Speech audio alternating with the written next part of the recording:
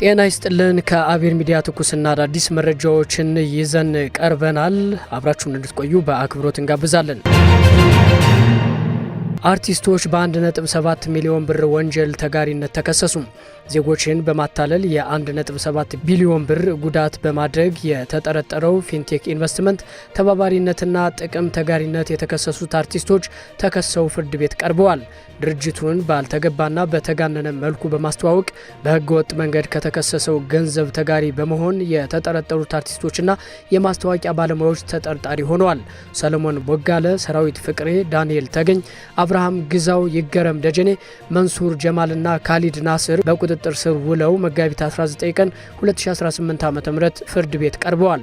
ፍርድ ቤቱም በግለሰቦች ላይ ተጨማሪ ምርመራ እስከ መጋቢት 30 2018 ዓ.ም ድረስ የጊዜ ቀጠሮ ፈቅዷል ተብሏል። ግለሰቦቹ እውቅናቸውን በመጠቀም የሐሰት መረጃዎችን በማሰራጨትና እያንዳንዳቸው 8 ሚሊዮን ብር የሚያወጣ የቢዋይዲ ሶንግ ፕላስ መኪና በስጦታ በመቀበል ወንጀሉን በማሳለጥ ተጠርጥረዋል። አርቲስቶቹ ተባባሪ በተባሉበት የፊንቴክ ኢንቨስትመንት መስራችና ባለቤቶች ዳንኤል ዮሐንስ ኢየሱስና ግርማይ ገብረ ሚካኤል ይህደጎ በከባድ ተደራራቢ ወንጀሎች ተከሰዋል። ተጠርጣሪዎቹ ታዋቂና ተጽዕኖ ፈጣሪ ግለሰቦችን በመጠቀም 1200 ዜጎችን በማጭበርበር የ1.7 ቢሊዮን ብር ጉዳት በማድረሳቸው በ19 አይነት የተለያዩ ወንጀሎች ክስ ተመስርቶባቸዋል። ከሳሹ ፌዴራል ፖሊስ በማጭበርበር በህገወጥ መንገድ የተገኘን ገንዘብ ህጋዊ አስመስሎ በማቅረብና በድንበር ተሻጋሪ ወንጀሎች ላይ የጀመረውን ምርመራ አጠናክሮ እንደሚቀጥል አስታውቋል። ትብብር ለኢትዮጵያ አንድነት ፓርቲ ማኒፌስቶውን ይፋ አደረገም። ትብብር ለኢትዮጵያ አንድነት የምርጫ መወዳደሪያ ማኒፌስቶውን አስታውቋል። ማኒፌስቶው ትብብር ለኢትዮጵያ አንድነት በሰባተኛው ጠቅላላ ምርጫ ቢመረጥ የሚሰራባቸው ፖለቲካዊ፣ ኢኮኖሚያዊና ማህበራዊ ጉዳዮችን ያካተተ ነው። በማኒፌስቶው ዜጎች ማህበራዊ ዋስትና እንዲኖራቸው ማድረግ፣ የሀገሪቱን ኢኮኖሚ በፈጣን የእድገት ጎዳና የሚመራበትን ስልት መቀየስ፣ በዓለም አቀፍ ደረጃ ተወዳዳሪ የሆነ የትምህርት ስርዓት መዘርጋትና በሙያ የበቃ ወጣትን መፍጠር የሚሉ ጉዳዮችን መያዙ ተገልጿል። በተጨማሪም ሙስና ማጥፋት፣ የዜጎች የዲሞክራሲና ሰብአዊ መብቶች ማስከበርና ሌሎች ጉዳዮች በማኒፌስቶ መካተታቸው ተነግሯል። በማስተዋወቂያ መድረኩ የትብብር ለኢትዮጵያ አንድነት ፕሬዝዳንት አብርሃም ጌጡ ሀገርን ወደ እድገትና የሰላም ጎዳና የሚመሩ ጠንካራ ፖሊሲዎችንና ሀሳቦችን ይዘን ወጥተናል ብለዋል። ትብብር ለኢትዮጵያ አንድነት የመላው ኢትዮጵያ አንድነት ድርጅት፣ የኢትዮጵያ ሕዝባዊ አብዮታዊ ፓርቲ፣ እናት ፓርቲና የአማራ ጊዮናዊ ንቅናቄ አግን ቅንጅት ነው። የተባበሩት መንግስታት ድርጅት በኢትዮጵያና በሱዳን ድንበር አካባቢ እየተባባሰ ያለው ግጭት በሰላማዊ ሰዎችና በሰብአዊ እርዳታ ላይ ስጋት መፍጠሩን አስጠነቀቀም። በኢትዮጵያና በሱዳን ድንበር አካባቢ ያለው ግጭት እየተባባሰ በመምጣቱ በሰላማዊ ሰዎች ላይ አደጋ እየደቀነና የሰብአዊ እርዳታ ስራዎችን እያስተጓጎለ መሆኑን የተባበሩት መንግስታት ድርጅት አስጠነቀቀም።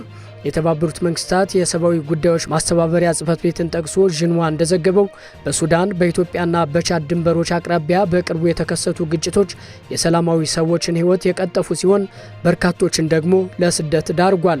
ጽህፈት ቤቱ አክሎም እየተጠናከረ በመጣው የድሮን ጥቃት ምክንያት ሁኔታው ይበልጥ ተባብሷል። የሰብአዊ ረድኤት አጋሮችም በዚህ ሳምንት መጀመሪያ ላይ በደቡባዊ ሱዳን በተሰነዘሩ ጥቃቶች ሳቢያ በሰላማዊ ሰዎች ላይ ጉዳት መድረሱን ሪፖርት አድርጓል ብሏል። በብሉ ናይል ግዛት ከኢትዮጵያ ድንበር አቅራቢያ የተቀሰቀሰው ግጭት ከግዛቱ ዋና ከተማ ኤድ ዳማዚን በስተደቡብ የሚገኙትን እንደ ኩርሙክ፣ ሳሊና ዲንድራው ያሉ ስትራቴጂካዊ ቦታዎች ሰብአዊ እርዳታ ለማድረስ የሚደረገውን እንቅስቃሴ ገድቦታል ተብሏል። ኢራን በሳውዲ አረቢያ በከፈተችው የድሮን ጥቃት ቢያንስ 12 የአሜሪካ ወታደሮች መቁሰላቸው ተነገረም። ኢራን በሳውዲ አረቢያ ልዑል ሱልጣን አየር ማረፊያ ላይ በፈጸመችው የድሮን ጥቃት ቢያንስ 12 የአሜሪካ ወታደሮች መቁሰላቸውን የዋሽንግተን ሚዲያዎች ዘግበዋል።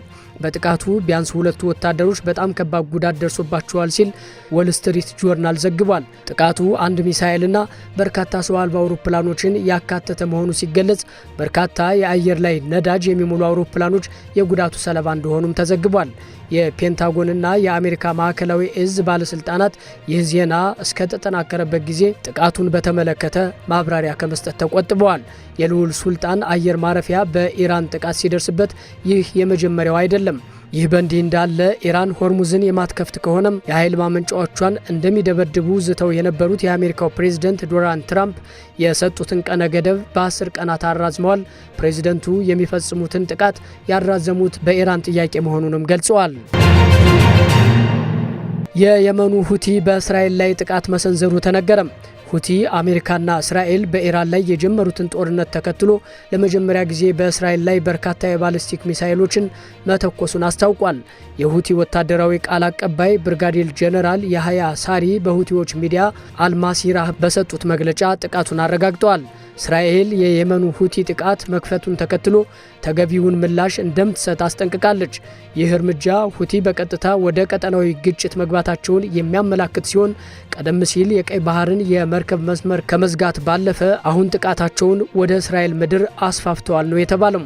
ጥቃቶቹ የሚጥሉት በሁሉም ተባባሪዎቻችን ላይ የሚሰነዘረው ጥቃት እስኪቆም ድረስ ነው ሲሉ የሁቲ ቃል አቀባይ ያህያ ሳሪ ተናግረዋል። እስራኤል አዲስ የጦር መሳሪያና ስትራቴጂ እያዘጋጀች መሆኑ ተነገረ።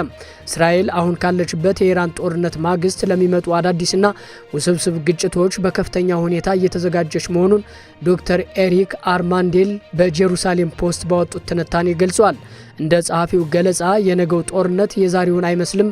የኢራን መንግስት ቢወድቅ እንኳን እንደ ቱርክና ግብጽ ያሉ ሀገራት የቀጠናው ዋነኛ ስትራቴጂካዊ ተቀናቃኝ ሆነው ሊወጡ ይችላሉ። በመሆኑም እስራኤል ከወዲሁ ወታደራዊ የበላይነቷን ለማስጠበቅ ሰው ሰራሽ አስተውሎት፣ የሳይበር ጥቃትና የላቀ የቴክኖሎጂ ሽግግር ላይ ትኩረት አድርጋ እየሰራች ትገኛለች። እስራኤል አይረን ቢም የተባለውን የሌዘር መከላከያ ስርዓት በስፋት ጥቅም ላይ ለማዋል እየተዘጋጀች ሲሆን ይህም ውድ የሆኑ ሚሳኤሎችን በዝቅተኛ ወጪ በሚተኮስ የብርሃን ጨረር ለመተካት ያስችላል። ዶክተር ማንዴል እንደጠቀሱት የሀገሪቱ የደህንነት ተቋም በተለይም ዩኒት 8200 የተባለው የደህንነት ክፍል መረጃዎችን በከፍተኛ ፍጥነት የሚተነትንና የጠላትን እንቅስቃሴ አስቀድሞ የሚለይ ሰው ሰራሽ አስተውሎት እያበለጸገ ነው።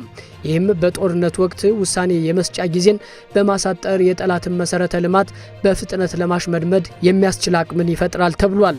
ጸሐፊው አጽንኦት ሰጥተው እንደገለጹት እስራኤል በአሜሪካ ላይ ያላትን ጥገኝነት ለመቀነስና ራሷን ችላ ለመቆም ከሌሎች የደቡብ ምስራቅ ኤዥያ ሀገራት ጋር ወታደራዊና የቴክኖሎጂ ትብብር መጀመር አለባት። የአሜሪካ የፖለቲካ ነፋስ በየጊዜው የሚቀያየር በመሆኑ እስራኤል የጦር መሳሪያዎችንና የሚሳኤል መከላከያዎችን በሀገር ውስጥ የማምረት አቅሟን ማሳደግ ግድ ይላታል ተብሏል። ይህም የውጭ ድጋፍ ቢቋረጥ እንኳን ሀገሪቱ ያላትን የመከላከል አቅም እንዳይዳከም የሚያደርግ ስትራቴጂካዊ ጥበብ መሆኑ ተመላክቷል። የእስራኤል ትልቁ ጥንካሬ የቴክኖሎጂ ውጤቶቹ ብቻ ሳይሆኑ የሰው ኃይሏ መሆኑን ዶክተር ማንዴል ያስረዳሉ። በዩኒቨርሲቲዎች በስታርታፕ ኩባንያዎችና በጦር ኃይሉ መካከል ያለው የተቀናጀ አሰራር በጦርነት መሃል እንኳን አዳዲስ የፈጠራ ስራዎችን ለመተግበር ያስችላል። እስራኤል የአንድ ቦምብ ሀገር ተብላ በጠላቶቿ የምትታማ ቢሆንም ይህን የህልውና ስጋት ለመቀልበስና ጠላቶቿን ሁልጊዜም በድንገተኛ ቴክኖሎጂ ለማስደንገጥ ያላሰለሰ ጥረት እያደረገች መሆኑን የጄሩሳሌም ፖስት ዘገባ ያመላክታል። ኔቶ እኛም መርዳት አይፈልግም ሲሉ ፕሬዝዳንት ትራምፕ ገለጹ። የአሜሪካው ፕሬዝዳንት ዶናልድ ትራምፕ የሰሜን አትላንቲክ ጦር ቃል ኪዳን ድርጅት ለኢራን ጦርነት በሰጠው ያልተገባ ምላሽ እጅግ ማዘናቸውን ተናግረዋል።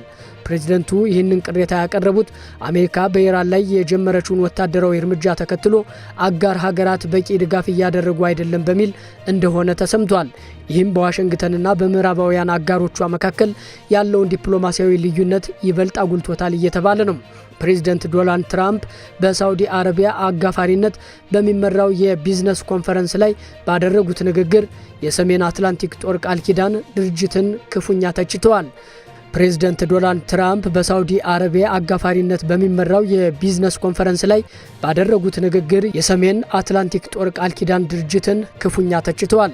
ኔቶ የወረቀት አንበሳ ነው ብዬ ሁልጊዜ እናገራለሁ። እኛ ሁልጊዜ ኔቶን እንረዳለን፣ እነሱ ግን እኛም በፍጹም አይረዱንም ብለዋል። በተመሳሳይ ጊዜ ቢሊዮነሩ ኤሎን መስክ በፕሬዝዳንት ትራምፕና በህንድ ጠቅላይ ሚኒስትር ናሬንድራ ሞዲ መካከል ስለ መካከለኛው ምስራቅ ቀውስ ለመወያየት በተደረገው የስልክ ጥሪ ላይ መሳተፉ ተዘግቧል። መስክ ምንም አይነት የመንግስት የስራ ድርሻ በሌለው ሁኔታ በሁለት የሀገር መሪዎች መካከል በሚደረግ ወታደራዊና ዲፕሎማሲያዊ ውይይት ላይ መገኘቱ ያልተለመደና አነጋጋሪ ሆኗል ተብሏል። በወቅታዊ የጸጥታ ሁኔታ ምክንያት ሙጂታባ ካሚኒ ከህዝብ እይታ ተሰውረው እንዲቆዩ ተወሰነ። የኢራን መንግስት ሙጂታባ ካሚኒ የአገሪቱን አመራር በመያዝ ተግባራቸውን እያከናወኑ መሆኑን ባረጋገጠበት መግለጫ በወቅታዊ ወታደራዊ ግጭት ምክንያት ለደህንነታቸው ሲባል ከህዝብ እይታ ተሰውረው እንዲቆዩ መደረጉን አስታውቋል። በጄኔቫ የኢራን ከፍተኛ ዲፕሎማት የሆኑት አሊ ባህሬኒ እንደገለጹት መሪው በአሁኑ ወቅት በጥሩ ጤንነት ላይ የሚገኙ ሲሆን በአካል በይፋ ባይታዩም የመንግስት የሥራ ኃላፊነታቸውን በመወጣት ላይ ይገኛሉ ተብሏል። ባለስልጣናቱ ለዚህ ውሳኔ እንደ ምክንያት የጠቀሱት ከየካቲት ወር መጨረሻ ጀምሮ ከአሜሪካና ከእስራኤል ጋር በቀጠለው ጦርነት ሳቢያ የተፈጠረው ልዩ የጸጥታ ሁኔታ ነው። ሙጂታባ ካሚኒ አባታቸው አሊ ካሚኒ በጋራ ጥቃት መገደላቸውን ከተዘገበበት ጊዜ አንስቶ እስካሁን በአካል በይፋ ያልታዩ ሲሆን ግንኙነት የሚያደርጉትም በጽሁፍ በሚወጡ መግለጫዎች ብቻ መሆኑ ተመላክቷል። ምንም እንኳ በመጀመሪያዎቹ ጥቃቶች ወቅት መሪው ቀላል ጉዳት ደርሶባቸው ሊሆን እንደሚችል ያልተረጋገጡ ዘገባዎች ቢጠቁሙም እስካሁን ድረስ ከመንግስት ወገን የተሰጠ ይፋዊ ማረጋገጫ የለም። ይህ እርምጃ ኢራን በጦርነት ወቅት ለአመራር መዋቅሯ የምትሰጠውን ከፍተኛ ትኩረት የሚያሳይ ሲሆን ተንታኞች እንደሚሉት የከፍተኛ መሪዎች ደህንነት መረጋገጥ ለሀገሪቱ ውስጣዊ መረጋጋት ቁልፍ ሚና አለው ተብሏል። ተመልካቾች የዛሬው የአብሔር ሚዲያ መረጃዎች እነዚህን ይመስሉ ነበረ። አብራችሁን ስለቆያችሁ እናመሰግናለን። በያላችሁበት ጥሩ ጊዜ ተመኘን። ሰላም